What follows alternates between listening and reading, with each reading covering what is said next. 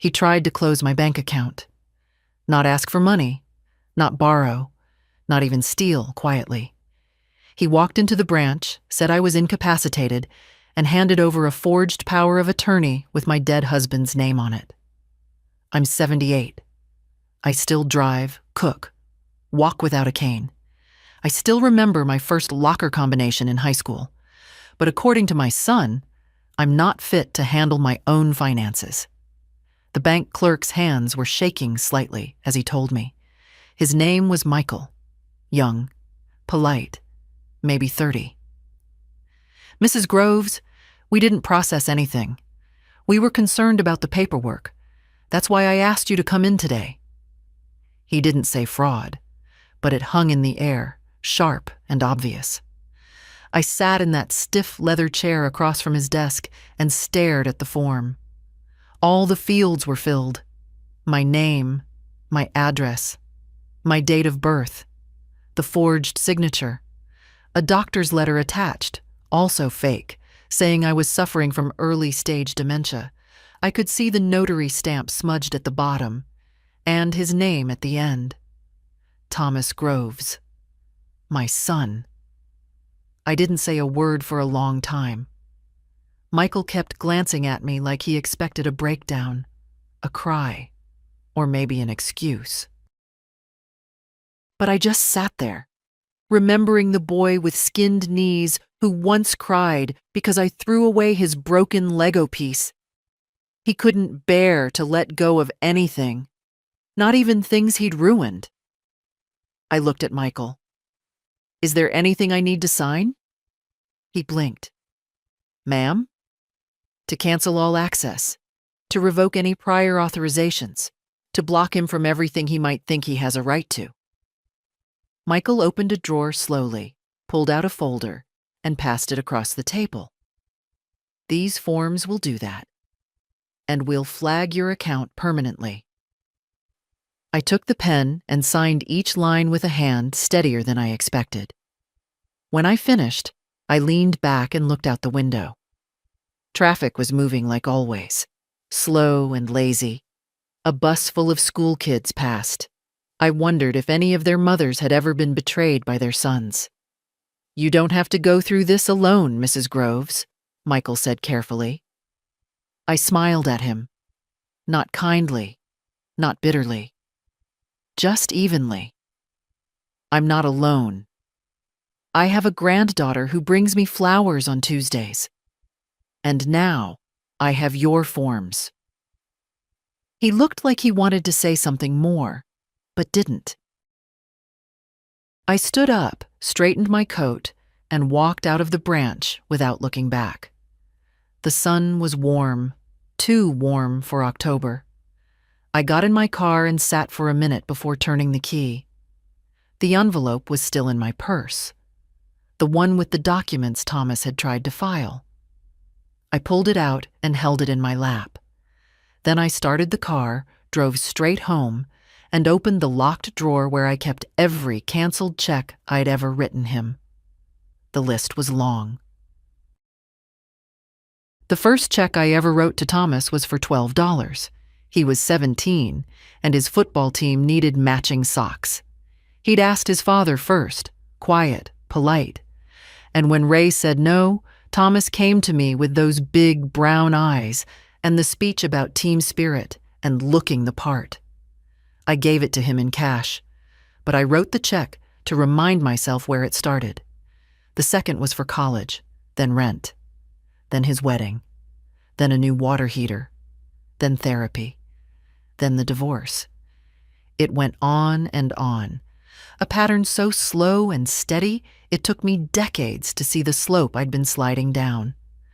That morning, after the bank, I spread all the papers on the dining table.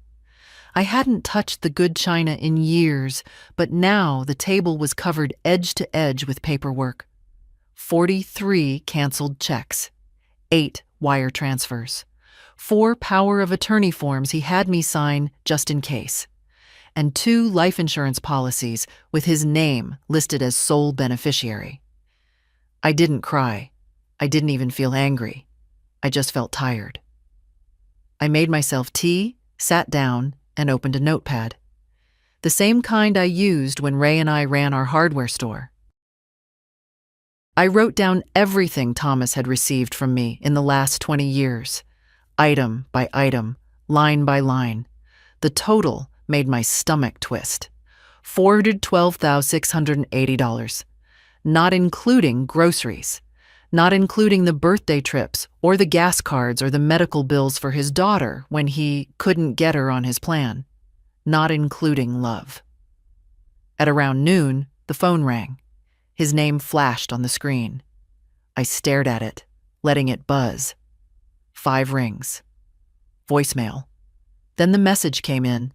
"Hey, Mom. Just checking in.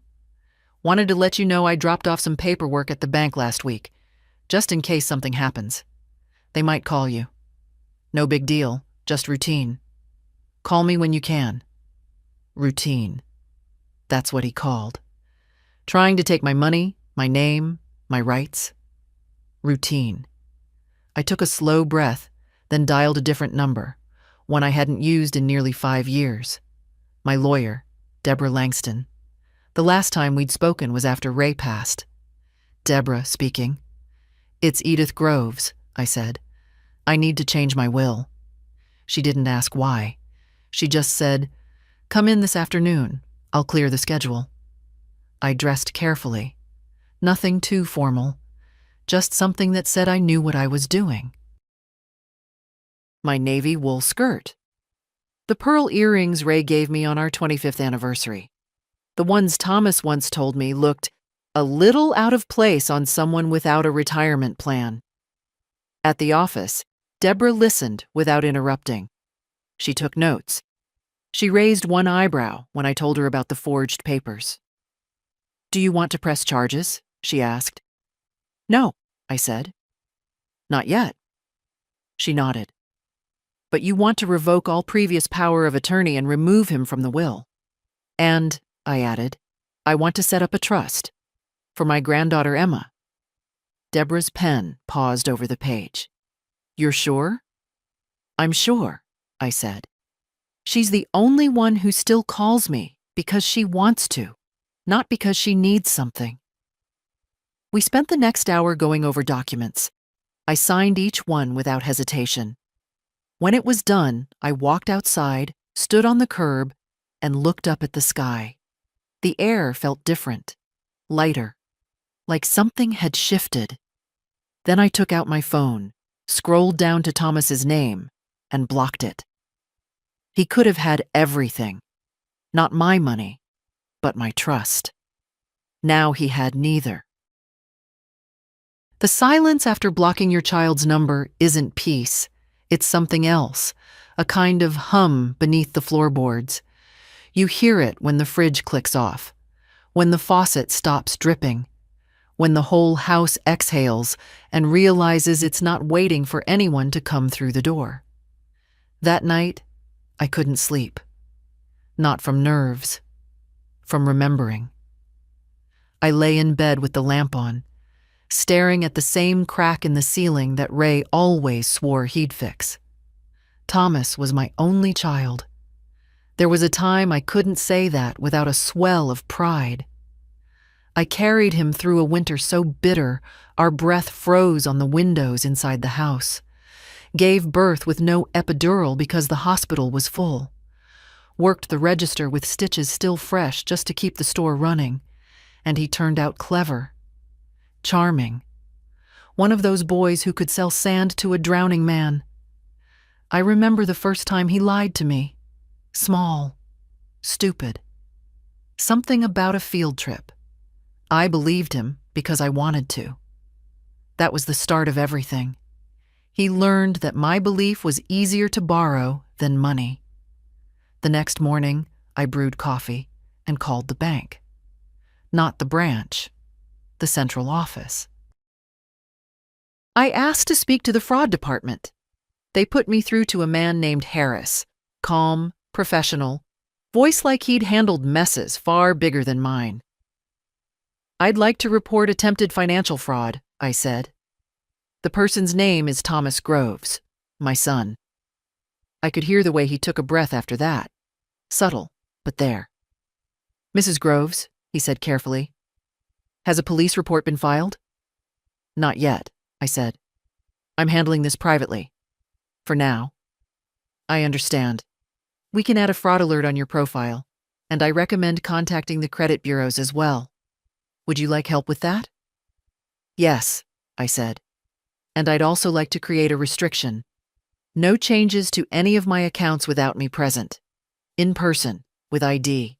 And I mean photo ID, not a note from someone claiming I forgot my own name."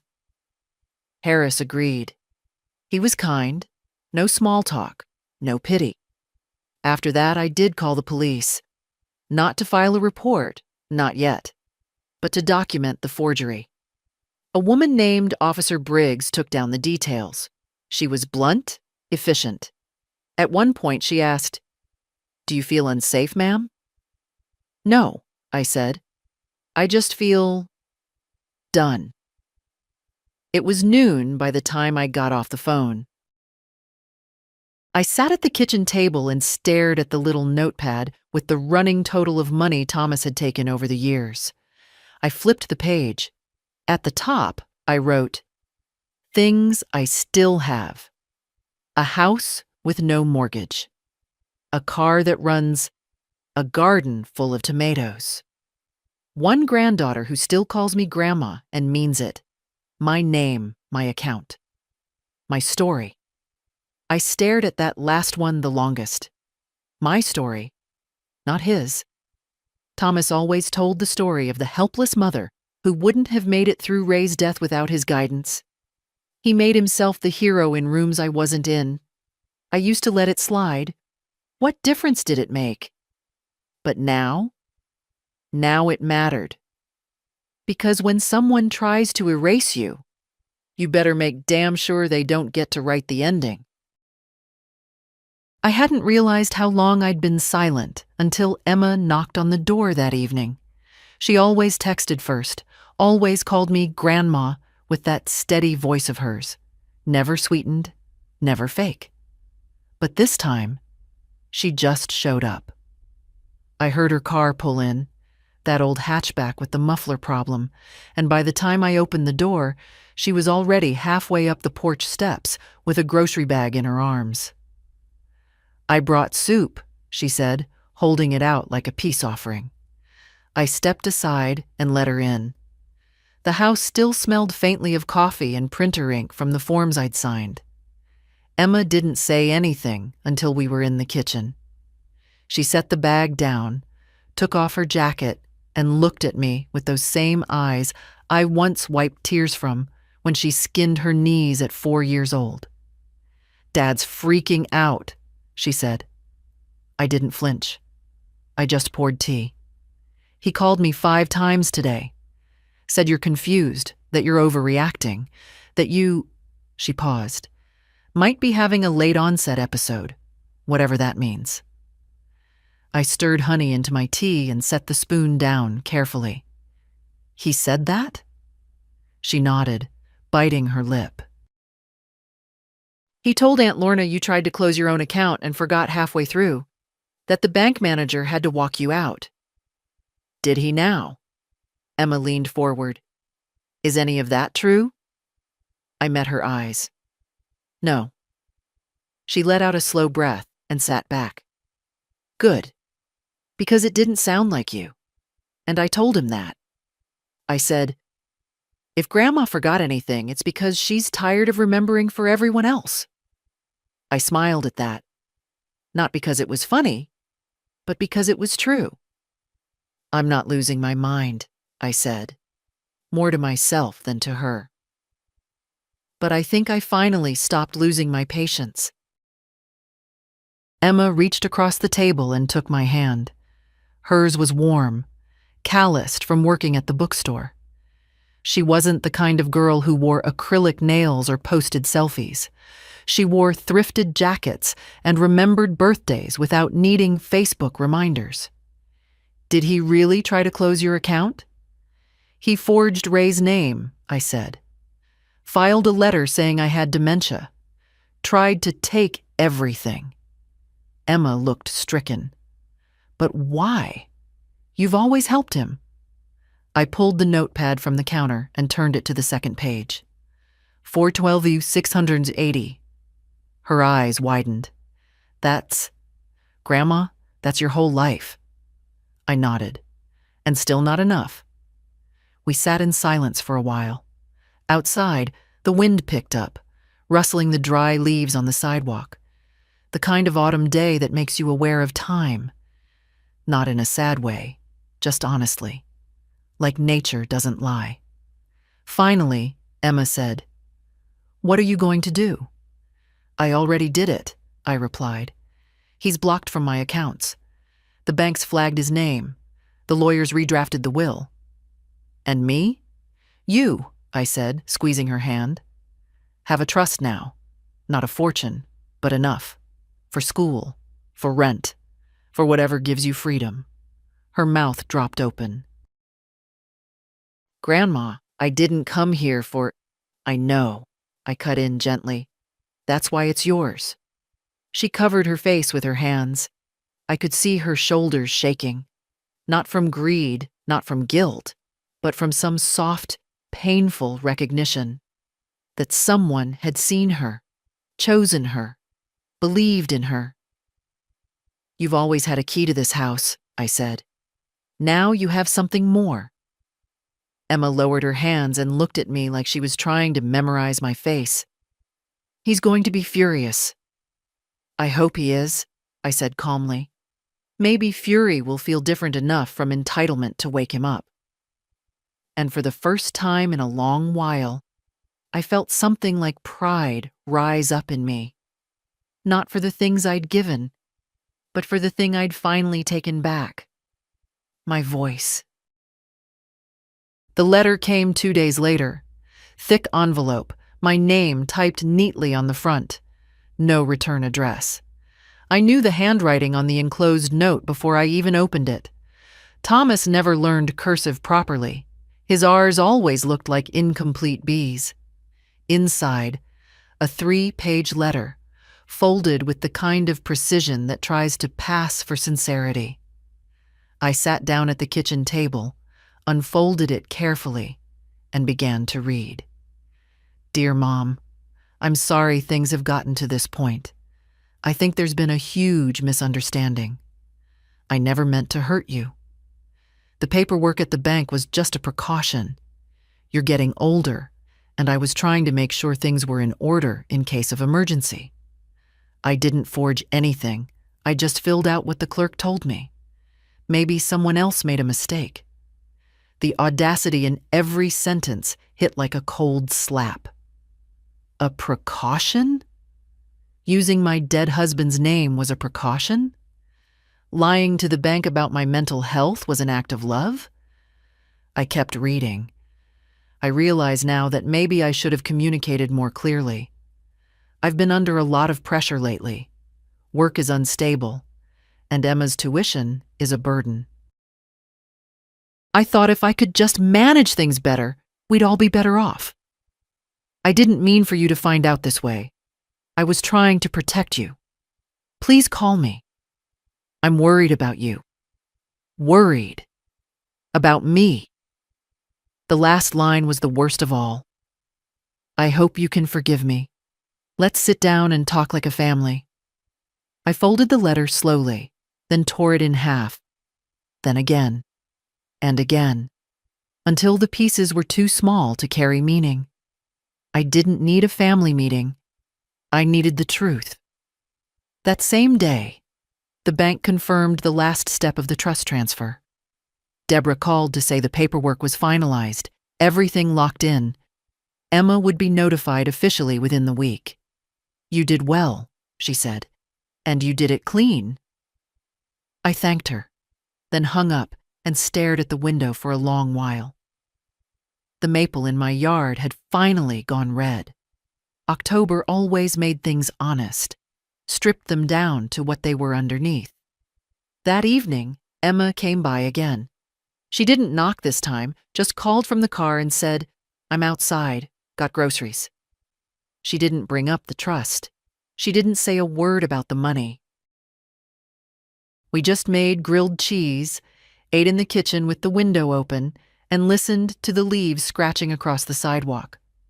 Halfway through the meal, she said, "Dad's trying to guilt trip me." I nodded. I figured. He says I'm choosing sides. Are you? She looked at me, clear, unflinching. No, I'm choosing truth. There's a difference. I reached over and touched her wrist. Good. Emma was quiet for a while, then said, "He's going to hate me." No, I said. He's going to blame you. That's different. Hatred takes effort. He's never worked that hard for anyone. She laughed, sharp but not bitter. You're colder than I remember. No, I said, just finally warm enough for myself. That night, after she left, I sat in the living room and pulled out the photo album I hadn't opened in years. There we were, Ray, Thomas, me, in a different time. A time when love didn't have ledgers, when hugs weren't debts. I kept the album open beside me as I fell asleep in the chair. I wanted to remember where we started, so I'd never forget how far I'd come. The first call came at 7:42 the next morning. I recognized the number, not Thomas, but his wife, Evelyn. We hadn't spoken in over a year. The last time was Easter, when she'd dropped off a store-bought pie with a note saying, "We're swamped, love you." She'd barely made it up the steps. Her perfume lingered longer than she did. This time, she didn't wait for voicemail. "Edith, hi," she said, voice clipped, brisk. "I think we need to talk." I was still in my robe, holding a cup of tea that had gone cold. I walked to the window and looked out at the quiet street. "About what?" She sighed, the theatrical kind. "I don't want to be in the middle of whatever's happening between you and Thomas, but you're making things very difficult." "I haven't made a single phone call," I said. "He's the one scrambling." She ignored that. "Emma told us about the trust. Do you think it's fair to pit her against her father like this? She's a child." "She's 24, I said evenly. "A child emotionally. She's not ready to carry that kind of financial responsibility, and it sends the wrong message." "What message would you prefer?" I asked. "That theft is a family value?" There was a pause. "I know you're upset," Evelyn said, voice cooling. "But this could still be fixed, quietly. No need to involve lawyers. If you'd just sit down with Thomas—" "I did," I cut in. "In my mind. I sat down with every version of him I've ever known. The boy who cried when his goldfish died. The teenager who lied about failing chemistry. The man who asked me for money under the table because his pride couldn't take a real job. And I decided that version's run its course. You always had a flair for the dramatic." "No," I said. "I just finally stopped being afraid of silence." She tried once more. "He's your son." "I know exactly what he is." I ended the call and set the phone down carefully on the table, like it might burn a hole through the wood if I wasn't gentle. 10 minutes later, Thomas called again. Then once more. I didn't answer. At 11, I drove to the community center, not to join anything, just to sit. They'd renovated it a few years ago, added tall windows and polished floors. Everything smelled faintly of lemon cleaner. I sat on a bench outside the library room and watched 2 old women play cards across the hallway. One of them was wearing a sweatshirt that said, "Unbothered since '53. I smiled without meaning to. After a while, a woman I didn't recognize sat beside me. Thin frame, elegant coat, hands folded neatly in her lap. "You here for the estate workshop?" she asked. I shook my head. "Just visiting ghosts." She nodded slowly. "Me too." We didn't say much after that, but it felt good. Not being needed, not being begged or guilted. just existing, without agenda. On the way home, I stopped by the post office. My box was mostly empty. A coupon flyer, a retirement investment ad, and one pale blue envelope with no return address. Inside was a card. No message. Just a photo of a little boy holding a Lego spaceship, a Polaroid, from 1988. On the back, in my handwriting, Tommy's first big build. Wouldn't let anyone touch it.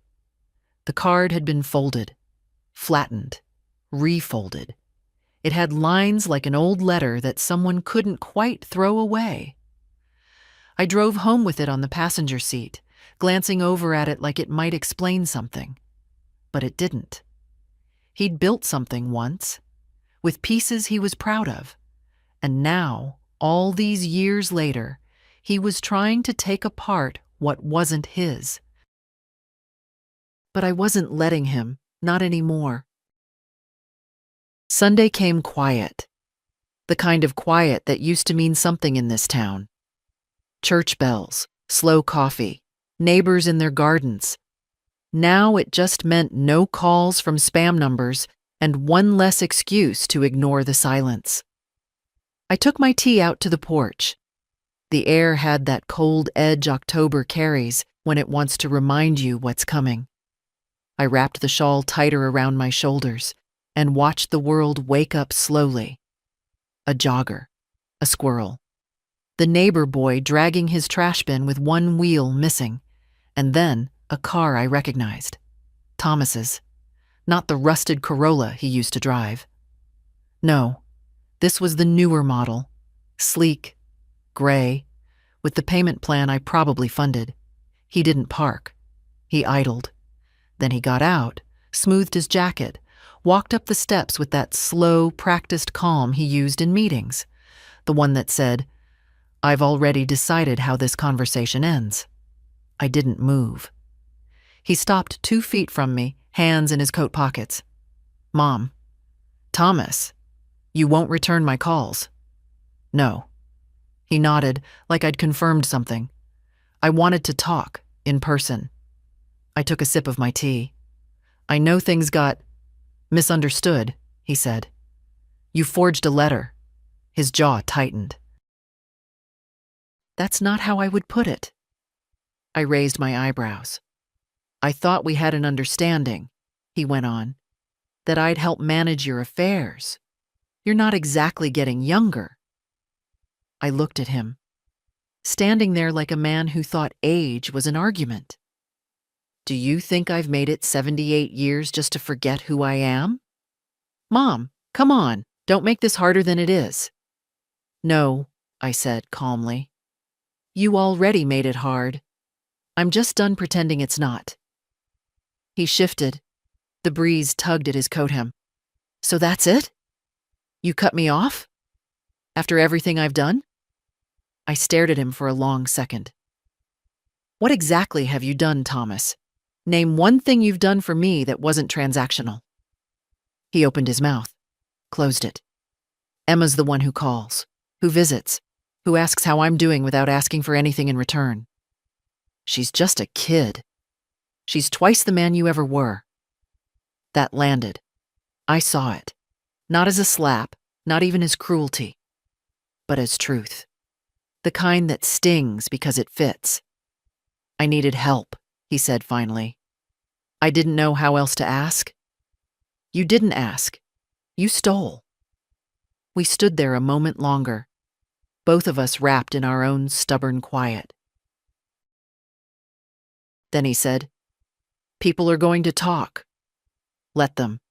She'll regret it, you know," he added. "Emma, when the money ruins her." I stood up. "You want me to believe she'll fail because you would have." Thomas blinked. "I gave you more than money," I said. "I gave you time, shelter, forgiveness. You turned all of it into a leverage tool. And you lost." He looked down at the floorboards. "So you're really going to throw your own son away?" "No," I said. "You did that. I'm just refusing to pick you back up." And with that, I turned and went inside. I didn't slam the door. I didn't lock it for drama. I just closed it. Slowly, deliberately. Behind me, the house sighed, like it had waited a long time for someone to finally do that. I didn't hear from him for a week. No calls, no letters, not even a guilt-ridden knock at the door. The silence didn't feel like peace. Not yet. It felt like the eye of something, like calm before a choice.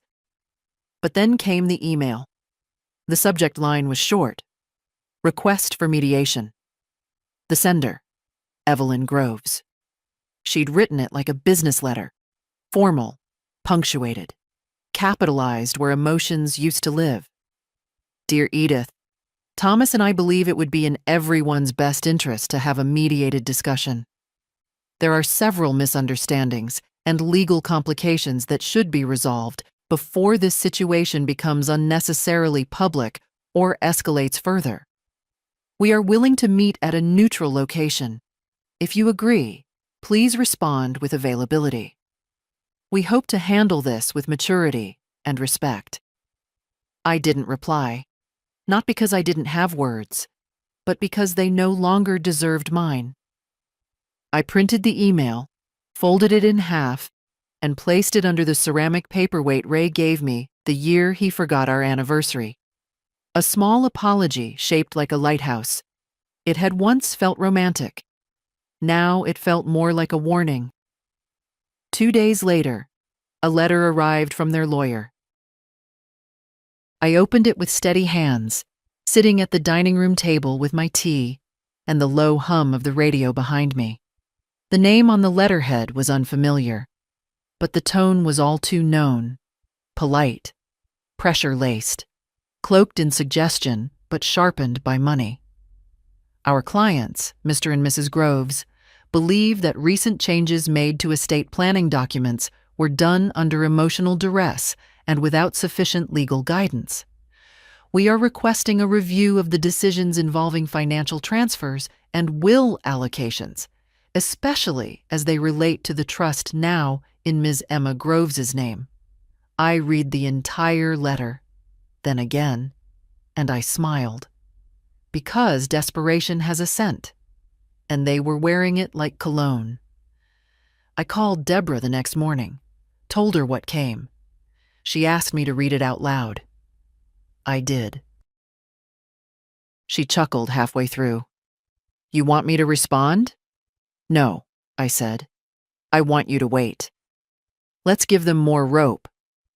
You sure? I'm 78. I've lived through war, loss, childbirth, a 2-income business collapse, and a husband who died on a Tuesday, but left love behind like it was interest on a loan. I've survived worse than a letterhead. Deborah laughed. You know, you're kind of terrifying now. I should have been sooner. Later that day, I called Emma. She answered on the second ring. Grandma, everything okay? I got a letter, I said. There was a pause. From them? I nodded, then remembered she couldn't see me. Yes, they want mediation. Evelyn wrote first, then their lawyer. Emma didn't say anything for a moment.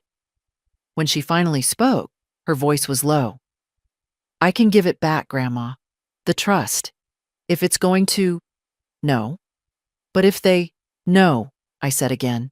You're not giving back what wasn't stolen. You didn't ask for this. I gave it to you. That matters.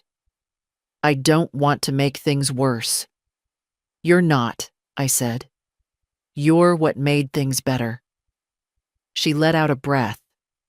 One I could hear shake a little. They'll probably come after you next, I added. Guilt, threats, family dinners with silence and heavy eyes. Just know I trust you. I won't fold, she said. I promise. I know. That night, I sat in the living room with the lamp low and the letter beside me. I ran my fingers over the embossed name of their lawyer, a man who probably thought a 78-year-old woman with no formal education would tremble at a cease and desist. He didn't know I used to fix commercial plumbing valves with my bare hands, that I could calculate compound interest faster than his interns, that I once saved our store from foreclosure by selling 50 lawnmowers in a weekend because I promised every customer a home-baked pie. I don't scare easy. Let them send letters. Let them call it war. I've been in battles where the enemy wore grief, not Gucci. This is a reckoning. The next escalation didn't come by mail. It came by knock, a slow, deliberate rhythm, not neighborly, not nervous. The kind of knock meant to announce control. I didn't move at first. I was in the back room, going through the winter linens. But the knocking continued. Measured. Patient. By the time I opened the front door, Evelyn was standing on my porch in a camel-colored coat, her hair pulled back so tightly it looked like a mask. She had a clipboard in her arms. Not a purse, not a bag, not even gloves, though the morning was cold enough to sting. "Good morning, Edith," she said, as if this was normal. "It's not," I said, and didn't invite her in. She didn't wait. Just stepped forward, as if my doorway was hers. I stood in the threshold blocking the entrance. She adjusted the clipboard. "I thought we could speak face to face. You haven't responded to any of our communications." "That's intentional." She smiled, polite, sharp. "I understand you're upset." "I'm not upset," I said. "I'm uninterested." She glanced past me into the house, as if looking for signs of senility.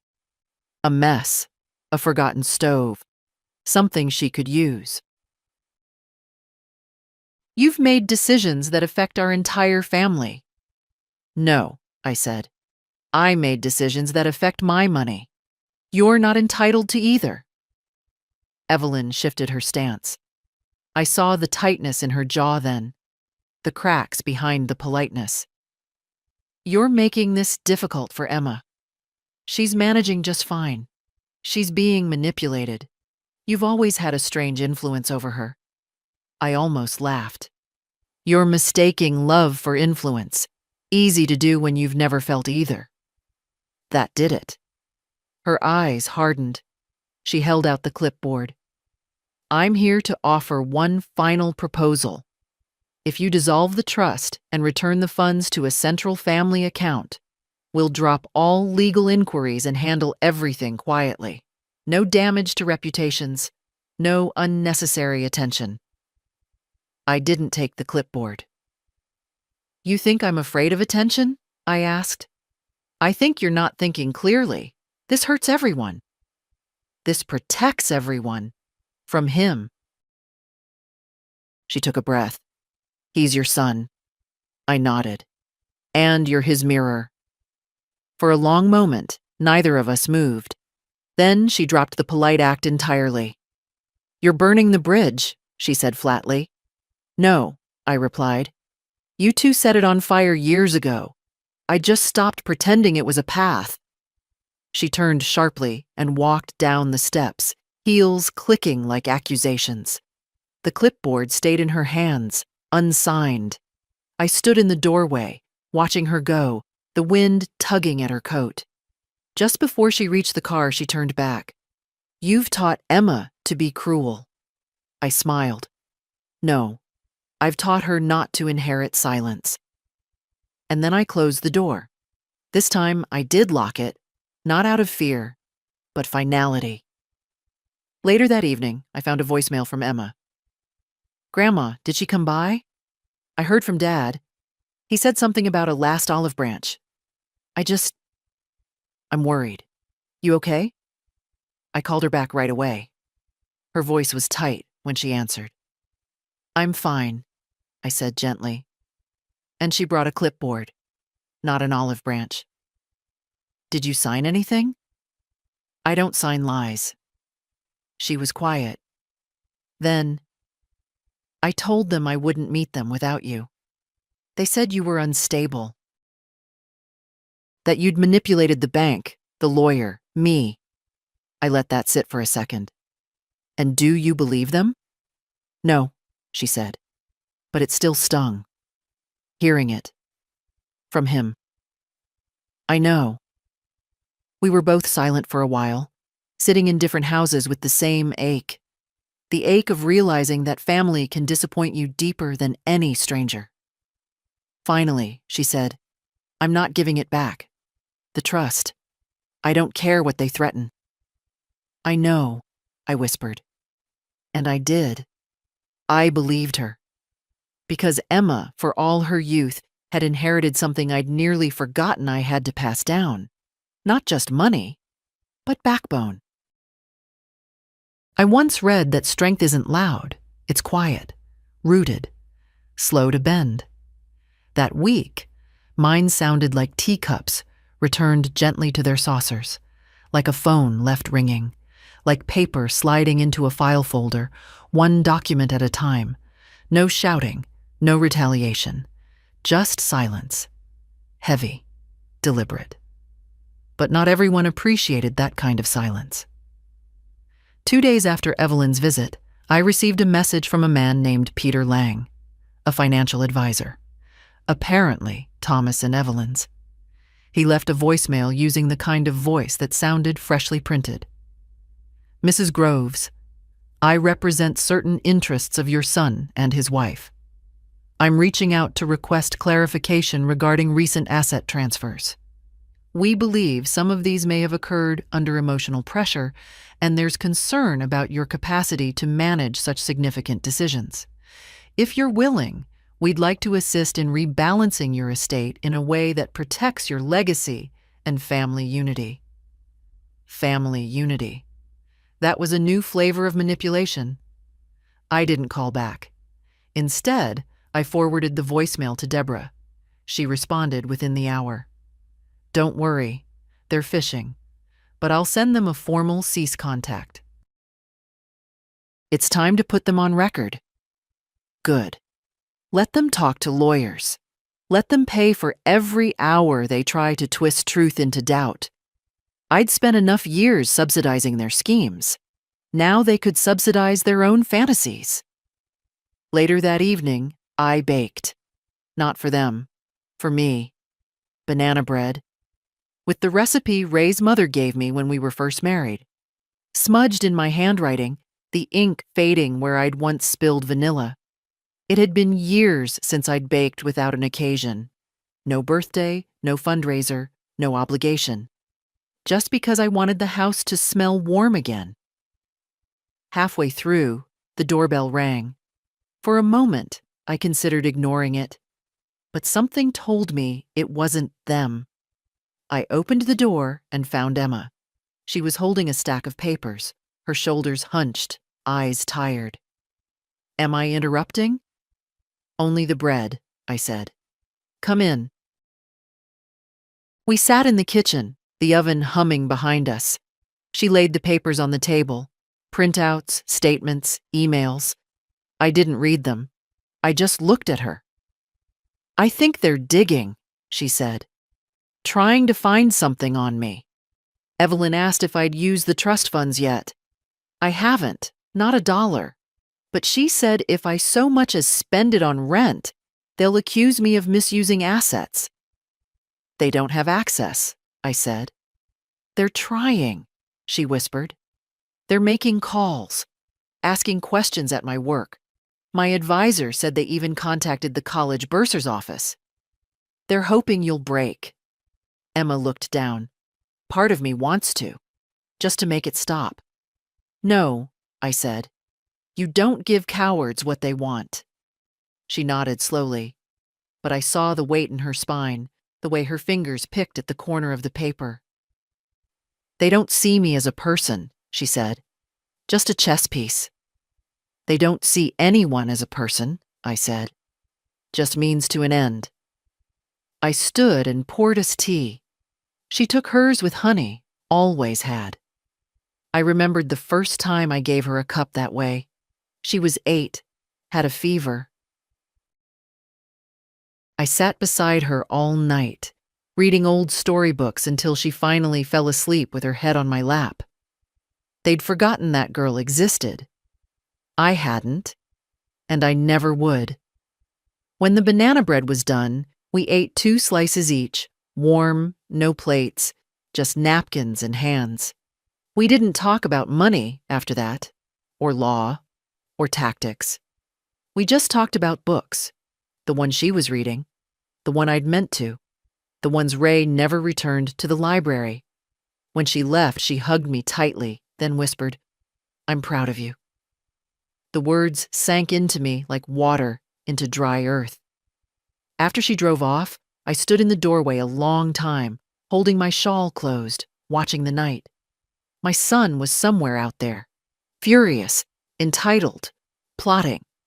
But in here, there was only peace and banana bread. I thought they'd retreat, that after the lawyer's letter, after the silence, after the door Evelyn walked away from, they'd run out of steam, out of nerve. But people like them don't retreat. They change tactics. The next call didn't come to me. It went to the church. Pastor Helen phoned that afternoon, gentle as ever. She's been leading our small congregation for nearly 20 years, always with hands that smelled like lemon balm and a voice that could still the wildest child. "Edith," she said, "I got a visit from Thomas." Of course she did. "I told him we don't get involved in family disputes," she continued carefully. "But I thought you should know. He seemed concerned." I almost laughed. "Concerned about my soul?" "Concerned about your declining health," she said softly. "He wanted to know if I'd noticed any signs." There it was, the slow drip of poison. They couldn't get my money through banks or lawyers, so now they'd try through doubt, through reputation, through whispers in the corners of places I'd once been safe.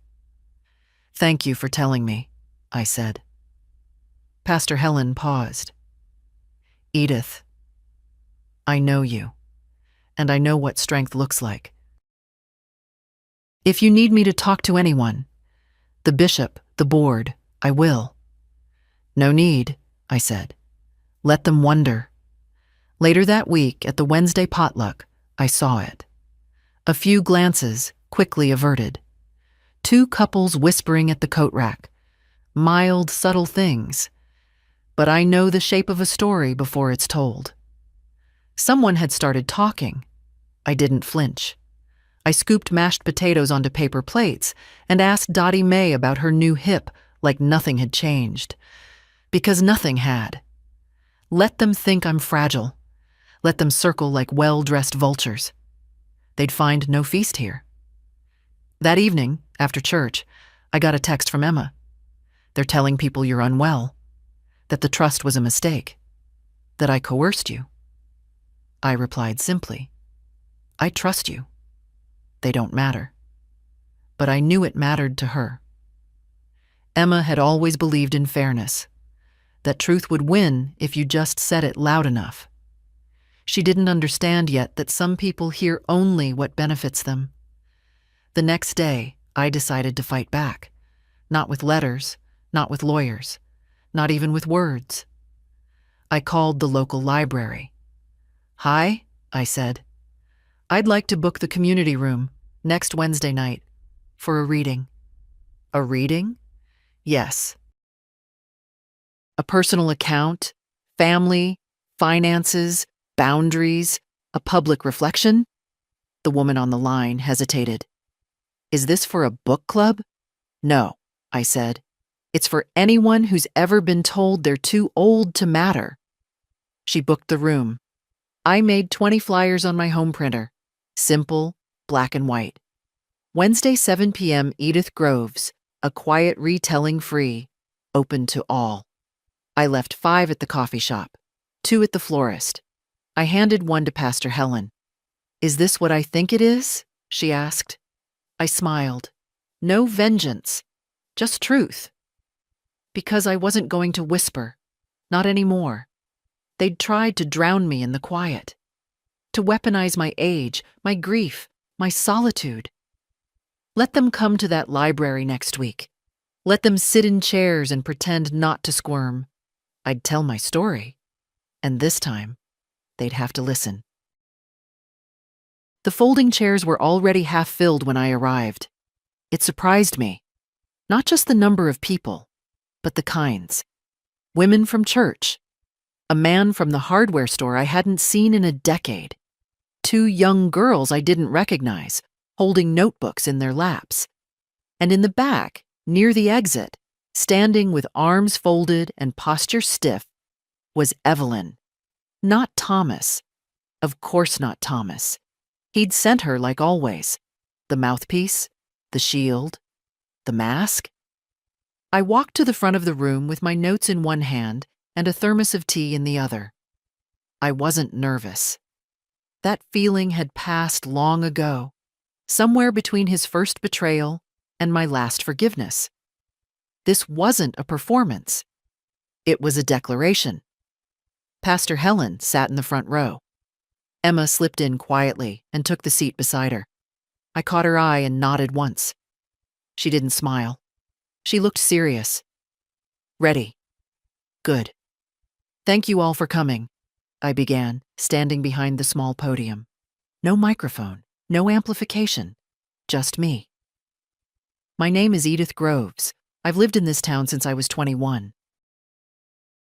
I ran a hardware store with my husband, raised 1 son, paid my taxes, kept a clean kitchen, and buried more friends than I care to count. I paused. I am not sick. I am not senile. I am not fragile. But I am tired of silence, of manipulation, of the way people treat older women like faded photographs, easy to overlook unless you need something sentimental. A few nods. Someone sniffled in the second row. I came here tonight to tell you a story. My story. The one that's being twisted and whispered around this town in coffee shops and choir rows. I came to correct the record. I opened my notebook, but I didn't read from it. I spoke from memory, from the marrow. I told them about the forged document, about Thomas walking into a bank and trying to declare me incompetent, about the letter with Ray's dead name at the bottom, about the calls, the threats, the lawyer's slick suggestions that I had lost touch with reality. I didn't cry. I didn't shout. I just told the truth, line by line, like nails into wood. I told them about the trust, how I'd created it for Emma because she was the only one who came without asking, who stayed without strings. And then I looked directly at Evelyn. She told me I was tearing the family apart, I said. But what do you call a family that only holds together through fear and obligation? Is that even something worth saving? Evelyn didn't blink, but her fingers tightened on her purse. Good. I'm not asking for pity. I'm not asking for applause. I just want the truth to live somewhere outside my body before it's too late. I took a breath. I know many of you have children, grandchildren. I know some of you have secrets, shame, maybe regret. Maybe you're sitting there thinking, I've kept quiet for too long. I know the feeling. I looked around the room, at the woman from the corner store who once lent me sugar, at the man who ran the funeral parlor, at Emma, watching me like a lighthouse. Well, I said, this is me saying it's never too late. I stepped back. No bow, no flourish. Just the hush of a room learning how to listen again. Afterward, there was no clapping, just something better. Stillness. The kind that doesn't need noise to prove it heard you. Then, one by one, people rose. Some shook my hand, others hugged me. A few just nodded, eyes glassy, lips tight. I didn't need words. I had enough of those tonight. Emma came last. She didn't say anything, just wrapped her arms around me like she was trying to hold everything together that the world had tried to tear apart. And then she whispered, "You looked taller tonight. I laughed. That's what happens when you stop carrying shame. Behind her, Evelyn had already gone, slipped out the side door like smoke, like guilt trying to avoid daylight. I didn't care. Let her run. Let her report back. Let them fume in their rooms filled with resentment and failed control. I had done what I came to do. And that night, for the first time in a long time, I slept without dreaming of explanations. I woke to roses, 3 pale yellow stems in a mason jar, left on my porch without a note.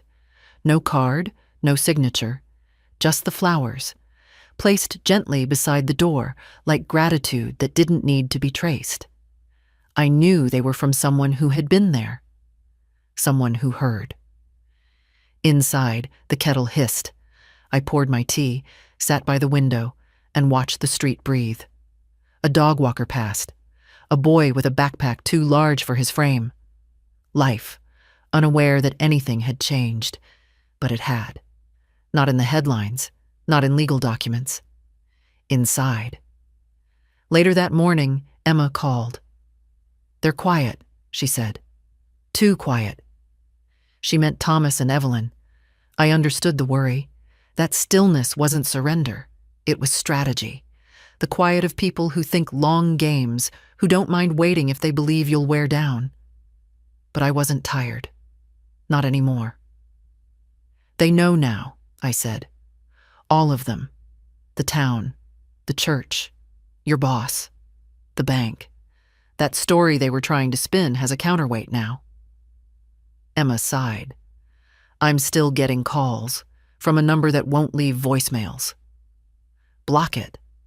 I did, but it feels like they're circling. "Waiting for something." "They're waiting for you to break," I said. "So don't." There was a pause. They're not used to hearing no. They're about to get fluent in it. I hung up and got dressed slowly. I was heading into town. Not for errands, but for presents. It matters sometimes just to be seen. At the coffee shop, the owner, Miranda, gave me my tea on the house. She didn't say why, and I didn't ask. A silent solidarity passed between us. I sat by the window and read the paper, letting the normalcy settle into my bones. Then, Evelyn walked in. No clipboard this time. No coat armor. Just jeans, a sweater, and a face that looked carved out of cold marble. She saw me, paused, then walked straight to the counter, ordered her drink, waited, said nothing, but she kept glancing over. Flickers, tells. When she turned to leave, she paused at my table. "Quite the speech," she said. I didn't look up from my paper. "Truth doesn't need embellishment. You've turned this town into your jury." "No," I said, folding the paper carefully. "I just stopped letting you write the testimony." She shifted. "You think any of this will matter when the lawyers get involved?" "It already matters. People believe me. And more importantly, I do." She tilted her head, studying me like a puzzle that used to be easy. "You always were theatrical." "No," I said. "I was quiet. You just mistook that for agreement." She scoffed, stepped back. But before she left, I added, "You can keep circling, keep calling, keep spinning stories. But I promise you, Evelyn, when the dust settles, all you'll have is the echo of your own entitlement." She didn't reply. She left. And this time the room didn't watch me. It watched her. Later, at home, I sat in the kitchen with the roses in front of me. I touched one of the petals. Soft, stubborn in its brightness. Then I opened the locked drawer where I kept my will. I added a note. Not legal, just personal. To Emma, in case you ever doubt your worth, know this. You didn't inherit money. You inherited proof that standing your ground is not the same as being unkind. Love, Grandma.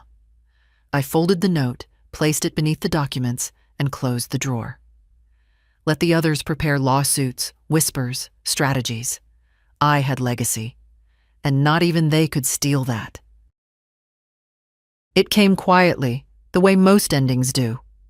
A letter, certified mail, return receipt requested. My name typed neatly, the envelope thick but weightless in meaning. The sender, Thomas Groves, C.O. Lang and Associates. Deborah called before I even opened it. "It's not a lawsuit," she said. "It's a settlement offer." Of course it was. They'd tested the town, tested me, tested Emma. Found no cracks. So now they'd do what all entitled people do when power slips through their fingers. Offer a compromise designed to look like mercy. I opened the letter with a butter knife, unfolded it on the kitchen table like a relic. To Edith Groves. In the interest of preserving what remains of our family's dignity and avoiding further public embarrassment, we propose the following. You agree to dissolve the trust in Emma's name and reinstate the previous financial distribution outlined in your 2019 estate plan. In exchange, we agree to cease all legal and reputational challenges and refrain from further action or contact. This is a one-time offer. Please consider the impact on your granddaughter and the long-term unity of our family. With respect, Thomas and Evelyn Groves. No lawyer's signature. Just theirs. Not legal strategy. Just desperation in a suit. I read it twice. Then once more, slower. Every sentence trying to fold itself into reason, into decency. But the lie was loud in every line. They weren't offering peace. They were offering silence. Mine. Emma came by that evening. I handed her the letter without comment. She read it, eyes scanning quickly, her face unreadable. When she finished, she looked up. "Are you going to answer?" "Yes," I said. "I already did." I showed her the envelope I'd prepared. My response. 2 lines, handwritten, no letterhead, no legal phrasing, no. My dignity was never yours to negotiate. Emma exhaled slowly, then smiled. A quiet, proud thing. "Can I mail it?" I nodded. She left 10 minutes later, envelope in hand, coat zipped tight against the wind.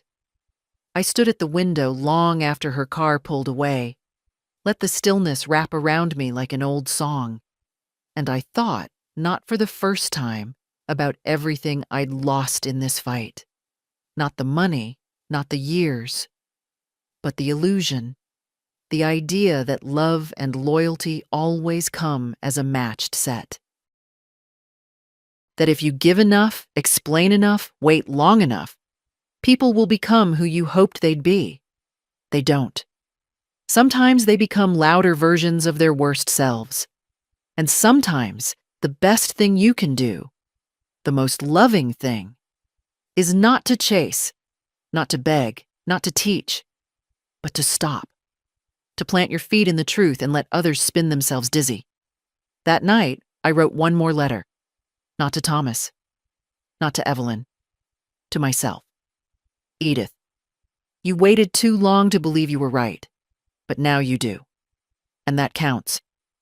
Let the world call it stubbornness. You know it as survival. You know it as peace. Let that be enough. I placed the letter in the back of my notebook. Closed it gently. Then I turned off the lights, locked the doors, and slept. No dreams, no ghosts, no noise, just sleep. The sun rose through the lace curtains, soft and unhurried. October was waning, gold giving way to gray, the kind of air that smells like endings. I got up slow. No rush anymore. No phone to watch. No letter to expect. The mailbox had been empty for days. The silence now felt earned, like a room aired out after years of stale air. Emma came by with cinnamon rolls, still warm in the box. We sat at the kitchen table, just like we used to, the radio murmuring old songs we both pretended not to know the words to. "They're gone quiet," she said between bites. They will stay that way, I answered. She nodded. Dad unfriended me, deleted old photos too. I shrugged. Let him delete. We still have memory. She smiled, but it was tired. Not a girl's smile. A woman's. The kind that's learned some people don't come back, and that's not always a tragedy. I looked at her then. Really looked. She didn't just carry my blood. She carried my lesson. She didn't ask for power. She didn't demand inheritance. But when offered the chance to step forward, to take the truth and hold it steady, she did. Without shaking. Without apologizing. That's legacy. Not property. Not assets.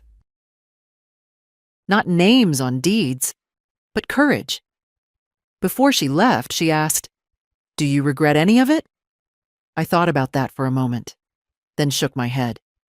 "No," I said, "but I regret waiting so long to stop excusing it."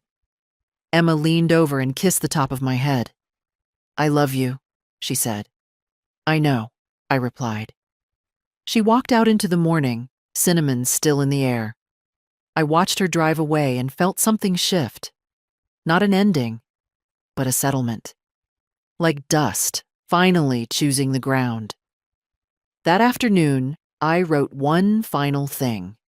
Just a short line on the back page of my notebook. Let the silence you chose be the peace they never gave you. I closed the notebook and slid it into the top drawer with the rest. The will, the trust, the documents they once tried to take from me. All still here, all still mine. I stood and made a cup of tea, sat by the window. The maple tree in the yard had shed most of its leaves. There were only a few clinging on. But the ones left? They held on like they meant it, just like me. And if you've made it this far, reading, listening, nodding along with the parts that hurt, then maybe this story was meant for you too. Maybe you needed someone to say it first. You don't owe anyone your silence. You don't owe anyone your forgiveness if it comes chained to fear. And most of all, you're not too old, too small, too late to protect what's yours. If this story meant something to you, leave a comment, share it, or send it to someone who needs to hear it. Not because I need the attention, but because someone else might still be waiting to speak. Let this be their sign.